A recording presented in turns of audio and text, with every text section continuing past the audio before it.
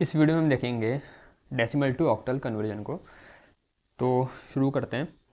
तो यहाँ पर एग्जांपल के लिए मैंने पहले एक नंबर ले रखा है 266/10। ये एक हमारा डेसिमल नंबर है। अब इसको ऑक्टल में कन्वर्ट करेंगे तो तरीका वही रहेगा। 266 को यहाँ लिखेंगे, उसके बाद इसको बार बार डिवाइड करेंगे। किससे? 8 से, क्योंकि हमें इस बार ऑक्टल में कन्वर्ट करना है। ठीक है ना।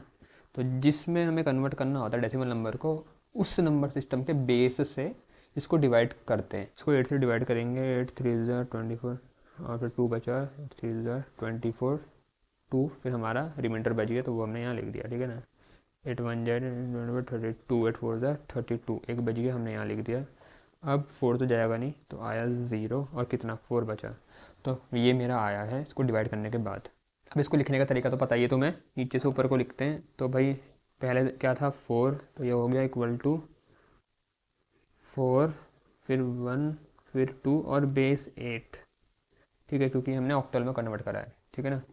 अब आते हैं फ्रैक्शन वाले पार्ट पे। तो फ्रैक्शन वाले के लिए क्या होगा, इस बार इंटू होगी 8 से। 0.375, इसको इंटू करेंगे 8 से। 8 5 हो गया 40, 8 7 56 और ऊपर 4 ऐड किया, हो गया तुम्हारा 60। 8 3 24 प्लस 6 हो गया 30। तो ये आया हमारा 3.000। ठीक है। अब जो पॉइंट से पहले वाला पार्ट है वो क्या है 3, इसको साइड में नोट डाउन कर लेंगे। ये कर लिया। अब पॉइंट के बाद तो वैसे ही सब ज़ीरो आ गए, तो हमें आगे फिर से मल्टीप्लाई करने की ज़रूरत नहीं है। तो जो मेरा ये फ्रैक्शन वाला नंबर है, इसका कॉरस्पॉन्डिंग ऑक्टल क्या है 3 है। तो कैसे लिखूँगा, इक्वल टू 0.3 बेस 8। समझ में आ रहा है। अब ये तो हमने देख लिया कि भाई इंटीजर वाला जो पार्ट होता है उसको कैसे सॉल्व करेंगे और जो फ्रैक्शन वाला पार्ट होता है उसको कैसे सॉल्व करेंगे। क्वेश्चन दोनों का मिक्स होके भी आ सकता है। जो मैंने तीसरा वाला क्वेश्चन लिखा है वो इसी तरीके से है।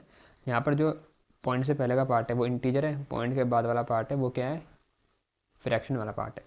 तो हमें इसको सॉल्व करने के लिए दोनों तरीके लगाने पड़ेंगे। जैसे अभी यहाँ पर करा 266 के लिए मैंने रिपीटेड डिवाइड किया 8 से, तो यहाँ पर इसको तुम वही करोगे, 8 से डिवाइड करते हुए चलोगे। और इस वाले के लिए जो पॉइंट के बाद है 0.375, उसको इंटू करते हुए चलोगे 8 से। तो यहाँ पर दोनों मेथड लगते हैं जब हमारा नंबर ऐसा आ जाता है जिसमें होल नंबर भी है या इंटीजर वाला पार्ट भी है और फ्रैक्शन वाला पार्ट भी है। तो इसको तरीका तो वही सॉल्व करने का। अब सॉल्व करने के बाद लिखो कैसे। तो जो ये वाला पार्ट था इसका क्या आया था 412। ठीक है ना। तो इसको वैसे लिखोगे 412, फिर आया पॉइंट। उसके बाद जो तुम्हारा बाद वाले का पार्ट है वो क्या था, वो था 3। ठीक है ना। ये तो ज़ीरो हमने इसलिए लगाया क्योंकि भाई पॉइंट से पहले, क्योंकि हम पॉइंट से पहले वाला कुछ नहीं निकाल रहे ना, तो हम वहाँ पर खाली छोड़ने के बजाय हमने ज़ीरो लगा दिया। लेकिन यहाँ पर पॉइंट से पहले ये है तो यहाँ पर अब ज़ीरो की ज़रूरत नहीं है, तो 0.3 आएगा और सीधा बेस 8। ये समझा रहा हूँ। कई बार बच्चे ना मतलब सॉल्व तो कर लेते हैं सही से, पर लिखने में गलती कर देते हैं। तो लिखने में गलती मत करना। पॉइंट वाला पार्ट है उसको पॉइंट के बाद लिखेंगे, उसका जो कन्वर्जन है, और जो पॉइंट से पहले वाले का है वो पॉइंट से पहले आएगा बस। और तरीका तुम्हें पता ही है। इस वाले के लिए रिपीटेड डिवीजन होंगे और इस वाले को निकालने के लिए मल्टीप्लिकेशन होंगे। यहाँ तक क्लियर है। तो अगर ये तुम्हें समझ में आ चुका है तो भाई अब तुम्हें इसकी प्रैक्टिस करनी है। तो कुछ प्रैक्टिस क्वेश्चन मैंने यहाँ पर रखे हैं, तो मान लिए इनको सॉल्व करना और मुझे इनका आंसर तुम कमेंट में बताना।